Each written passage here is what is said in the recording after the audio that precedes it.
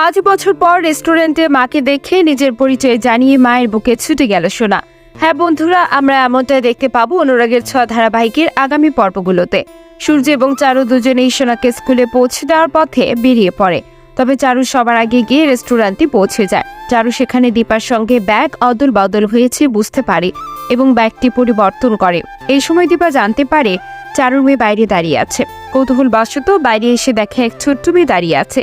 দূর থেকে সোনাকে দেখে দীপার মনে হয় তার হারানো মেয়ের কথা। চোখের জল আর ধরে রাখতে পারে না দীপা। অন্যদিকে সোনাও তার বন্ধুর সঙ্গে কথা বলতে বলতে হঠাৎ দীপার দিকে তাকায়। মায়ের চোখে জল দেখে সে একেবারে স্তব্ধ হয়ে যায়। মনের মধ্যে একটাই কথা, মা মা তুমি এখানে। মার কান্না শুনে সহ্য করতে পারে না। সাহস সঞ্চয় করে সোনা এগিয়ে আসে মায়ের দিকে, একেবারে সামনে এসে দাঁড়ায়। দীপা জিজ্ঞেস করে, তোমার নাম কি? চারুর সাথে সাথে উত্তর দেয়, ওর নাম অলি সেনগুপ্ত। তবে সোনা তখন দীপার দিকে তাকিয়ে বলে, না মা, আমি অলি নই, আমি তোমার সোনা। এই বলি মায়ের বুকে ছাপিয়ে পড়ে সোনা। দীপা বিস্ময়ে এবং আবেগে বিহ্বল হয়ে যায়। তার হারিয়ে যাওয়া মেয়ে 5 বছর পর ফিরে এসেছে তার কাছে। বন্ধুরা, তোমাদেরও কি এমনই আশা ছিল যে 5 বছর পরে এমন একটি আবেগপূর্ণ পুনর্মিলনের মুহূর্ত ঘটবে?